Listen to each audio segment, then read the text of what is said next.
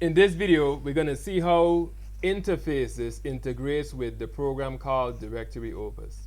Interfacist is a free-form UI builder that does a wide array of functions to accelerate your workflow.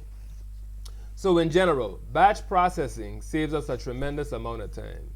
We write clever scripts with arguments and branching statements to accelerate redundant tasks. That's something that I do frequently. I'm a graphic designer, and I routinely, for example, have to resize a bunch of images at the same time.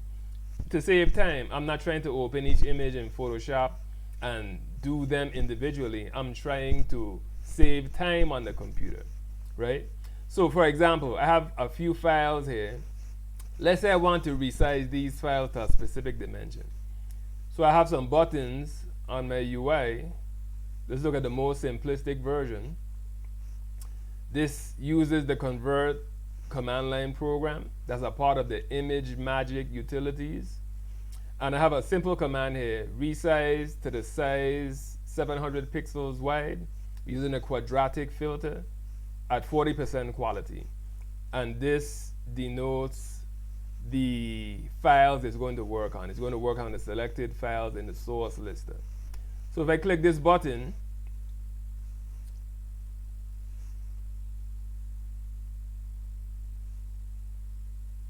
the command runs,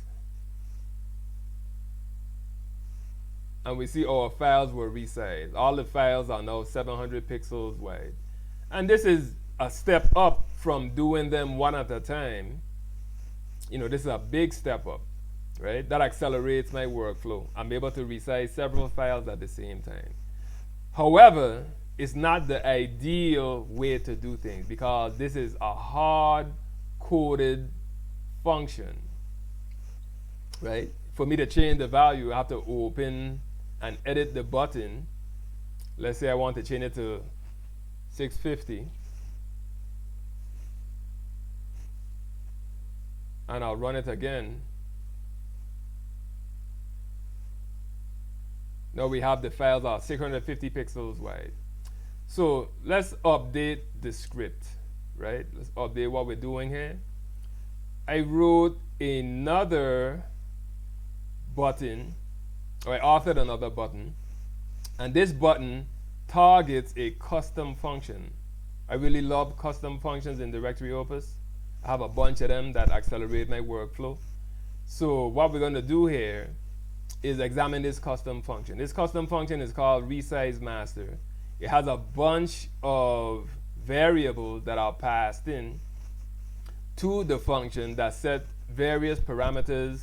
So I can sharpen the image, I could set the orientation of the resize operation, whether it's vertically resized or horizontally resized, and some other options, right? That's what these variables here represent. These are passed into my custom function, and they change how the function runs, right? So let's run this, and let's see what happens. It's going to resize the images to 340 pixels wide. So I click OK. I'm going to right-click. I'm going to right-click on the button. We still have these three files selected.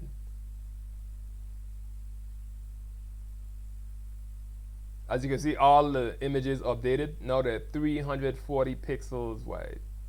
And that's an update or upgrade from the initial function. The initial function is really simplistic, and the second function adds a bit more complexity with the array of things I can do because the function is passing the variables to this custom function.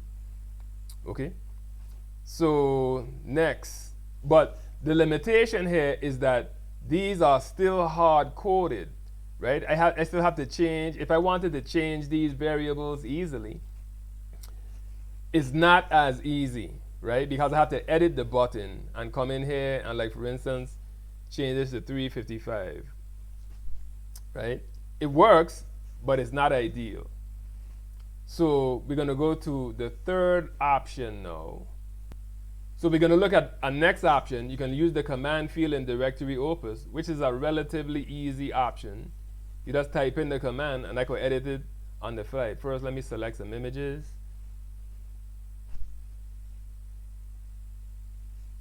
So I can change my parameters here. I'm going to make this 765. I'm going to make the quality 90.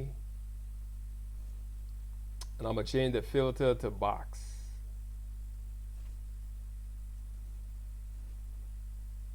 Click enter. My files are being updated, right? They're now 765 pixels wide, and they were transformed using the box filter. Now, that's all right.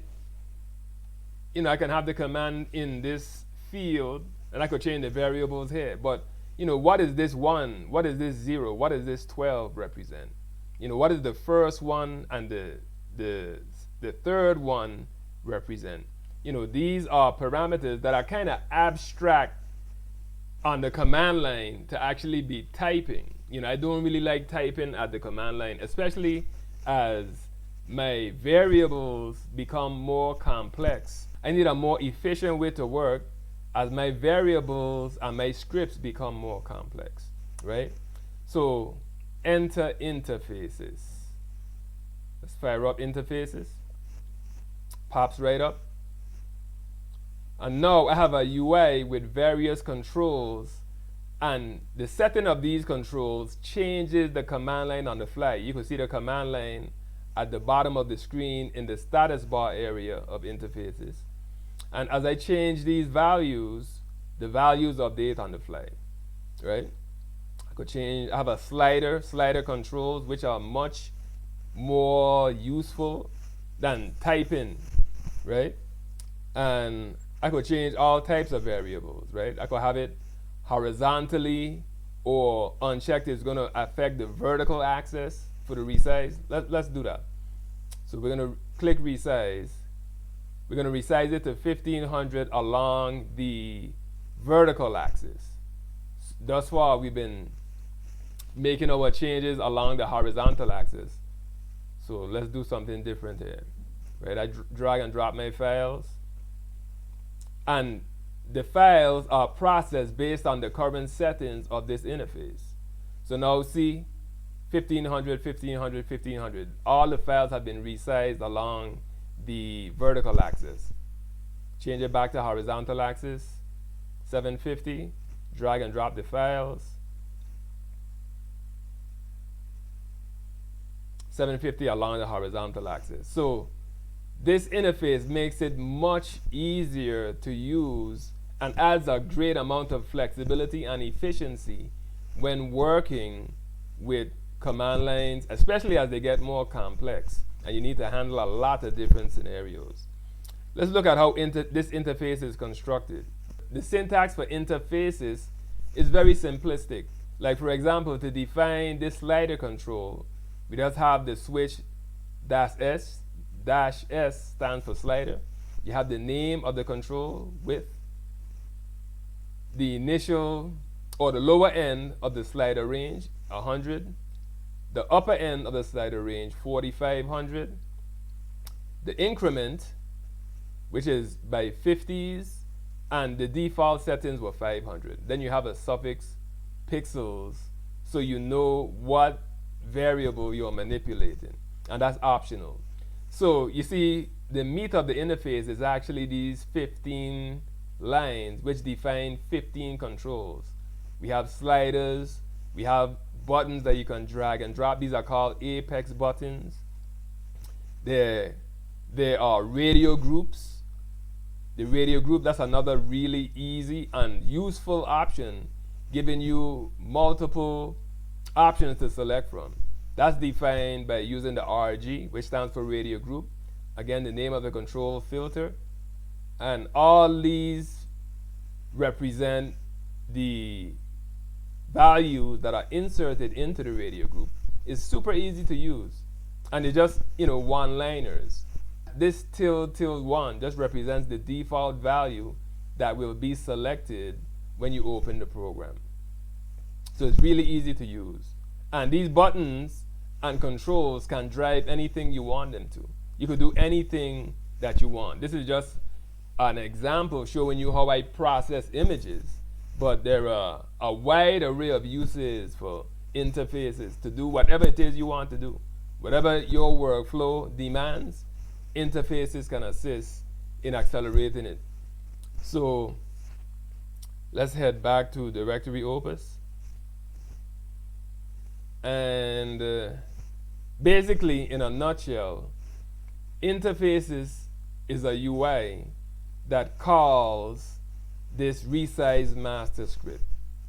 And it just injects these variables into the script, right?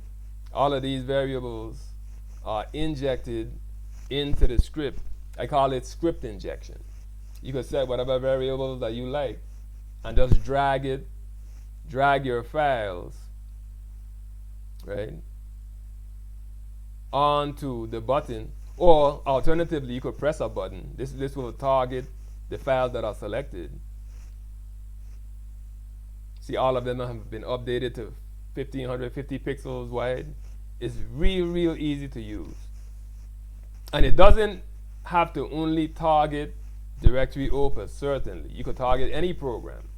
So for example, I have an external batch file named resizer.bat. This does the same thing.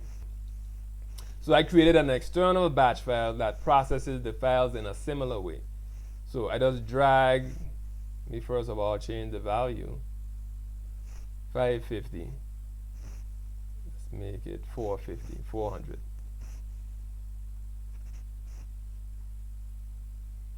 That ran the batch file. See, all of them have changed. That's an external, that has nothing to do with Directory Opus.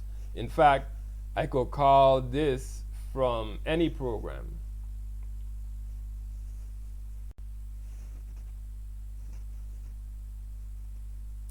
Let's get a dimensions field here. So I'm gonna change it to 1700 pixels wide. Just drag and drop. No, I'm drag and drop onto the batch file.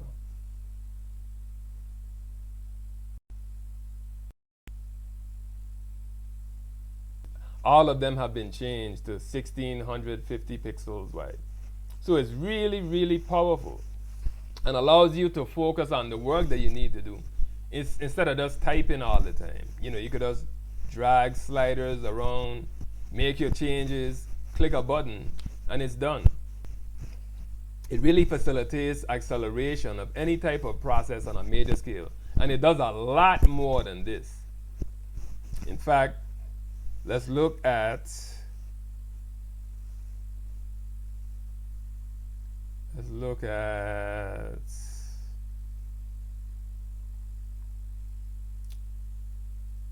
the skinning options.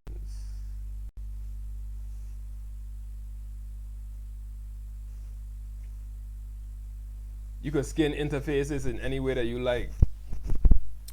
The skinning options are really ridiculous. You can skin interfaces in any way that you like to really customize your experience with the program.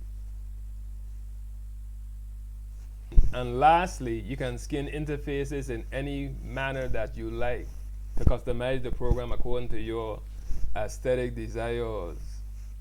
So, in addition to that, a super powerful aspect of interfaces is that it has a built-in preset system. So let's say I want to save these current settings. All I have to do is click presets. It prompts me to create a new name. So let's name this website 500. Save preset. So now I have the website 500 preset saved here. Let's say I make some changes. I want 2400 along the horizontal axis with a quality of 90% and 20% sharpening. I want the box filter. No, let's take the cubic filter.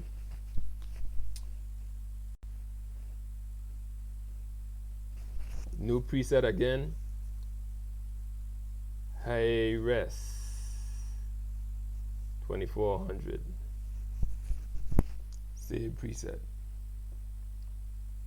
And now I could flip between presets. See that changes every control? So this really, really accelerates the way you can work, because you could save presets of your settings, making it much easier to control multiple variables that you can pass to any command line program. Like I said, interfaces, it can target any program. Any program. Custom programs, custom functions in Directory Opus is really super versatile. It's up to you. You know, as far as your imagination can stretch, interfaces will be right there with you. And in addition to that, these presets, everything is saved in the file. If I click F5, which refreshes the file, it's going to reopen.